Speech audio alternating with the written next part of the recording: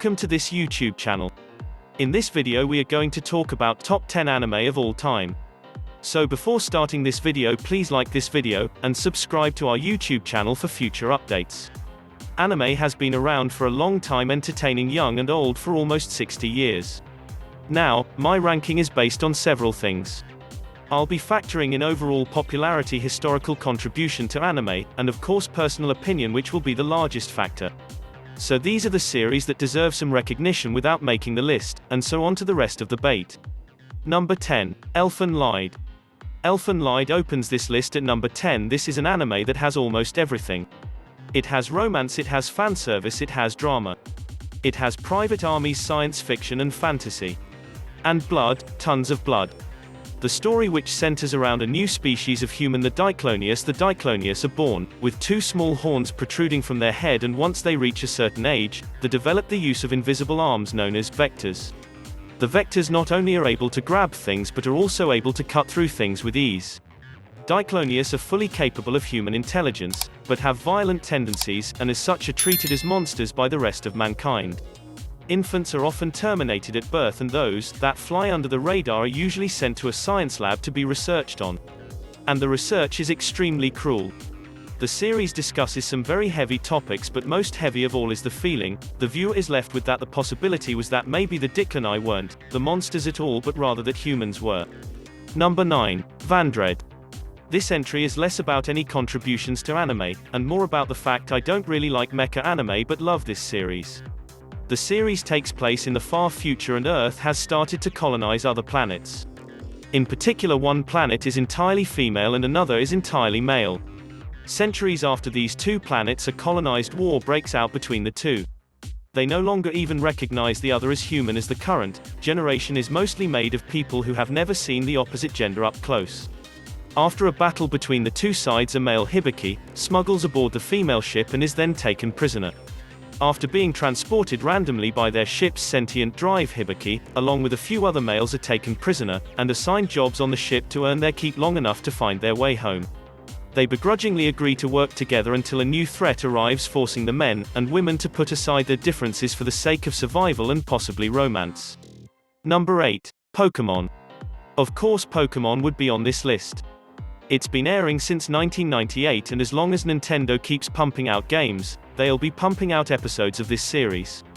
Pokemon, also known as Pokemon the series to Western audiences since 2013, is an anime television series based on the Pokemon video game series. It was originally broadcast on TV Tokyo in 1997.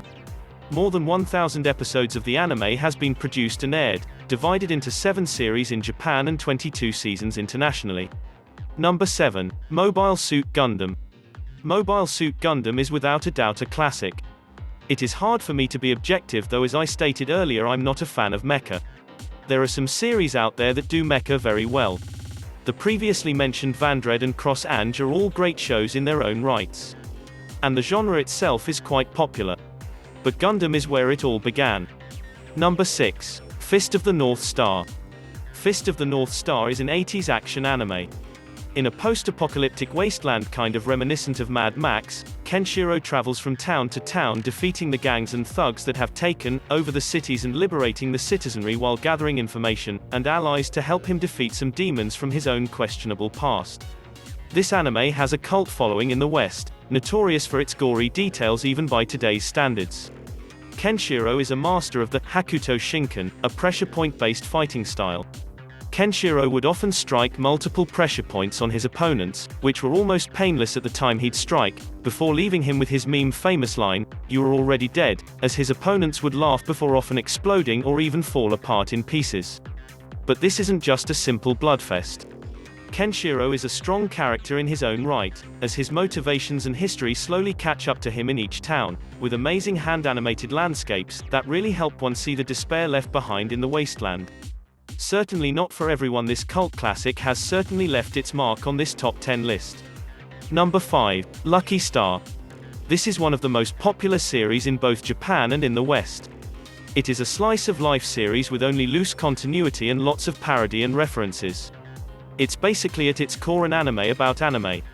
I mean, it's about friendship too, but dropping references to Street Fighter Initial D, JoJo's Bizarre Adventures and Haruhi Suzumiya. There's lots of Haruhi Suzumiya in there, outright acknowledging its tropes such as Mo points and the obligatory beach episode. This series hilariously is self-aware that it's just a series. If you're someone who likes inside jokes, fourth wall breaks, and not a whole lot of storyline, then this is a must-see for any anime fan. Number 4. Astro Boy. Osamu Tezuka is called the grandfather of anime for a reason. Influenced by Disney and Betty Boop, he had taken an interest in drawing in early, elementary school and published his first work shortly after the war ended. Heavily influenced by the events during the Second World War, notably the bombing of Hiroshima and Nagasaki, he came to put even greater devotion to his arts, with the belief that if he was skilled enough he could bring peace to Earth. Among his early projects were licensed Japanese manga adaptation of Disney movies, and of course Astro Boy, a project birthed from the belief that nuclear power need not be a tool for destruction, but rather for good. Number 3. Dragon Ball series and Sailor Moon classic, Tai. While the original Dragon Ball was aired in North America, it didn't gain popularity until Dragon Ball Z was released and was wildly popular. Then many Dragon Ball Z fans went back to watch the first series, and it began to get replay through syndication on many networks. Dragon Ball Z and Sailor Moon were contemporaries of each other, and both gained massive cult success in part because of each other. They were often marketed together with the idea that Dragon Ball Z was the boys' anime and Sailor Moon was the girls' anime. 90s marketing, While both were heavily censored in the West because of violence and sexual themes, Sailor Moon's censorship was also in part due to time restraints, as America and Canada often ran more commercials than its Japanese counterparts, as well as between show programming in Canada where the series was translated. It aired as part of a longer program called The Zone on YTV, which featured a program jockey and guests talking to the audience and responding to fan mail. Further editing was also done to make room for a segment called Sailor Moon Says, where the heroine would teach lessons about friendship and responsibility. Funny coming from a character who was a lousy, lazy, unmotivated popular girl who bullied the nerds in her class. Number 2. Angel Beats. Not your ordinary high school anime, it takes place in a high school that sits in a world between Earth and Heaven.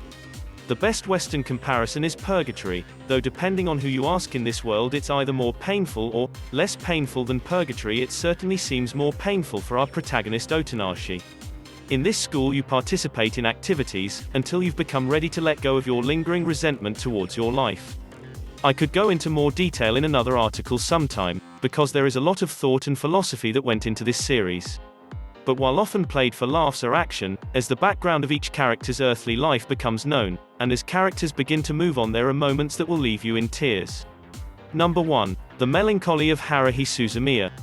The first season was intentionally broadcast out of order, though you can choose to watch it in the proper order if you wish. The second season was all the episodes of the first season, plus 12 new episodes, broadcast in chronological order, but there was a story arc that was pretty much the same episode repeated 8 times with tiny differences. In this series, Kyon, a high school student, becomes friends with a girl named Haruhi, a girl who comes across as having 8th grade sickness when a young person essentially substitutes their reality with a fantasy world, pretending to be a hero of sorts, accusing others of working for some fantasy villain, etc., though is in fact quite rational, albeit completely unreasonable. However, this girl also has the ability to bend reality to her will, although she doesn't know it. As such, on the first day of school she wishes to meet aliens, time travelers, and espers, and forms a club to seek them out, not realizing that the members of her club, aside from Kyon, make up an alien, Yuki Nagato, a time traveler, Mikuru Asahina, and an esper working for a top-secret agency, Itsuki Koizumi. On top of being all-around enjoyable, this series was a cultural phenomenon around the globe that still persists to this day and has earned the top spot as the greatest anime of all time. What do you think of our video? Which anime you think we missed? Do let us know in the comment section below. If you enjoyed this video and want to hear from us again, be sure to hit that subscribe button before you go for future updates.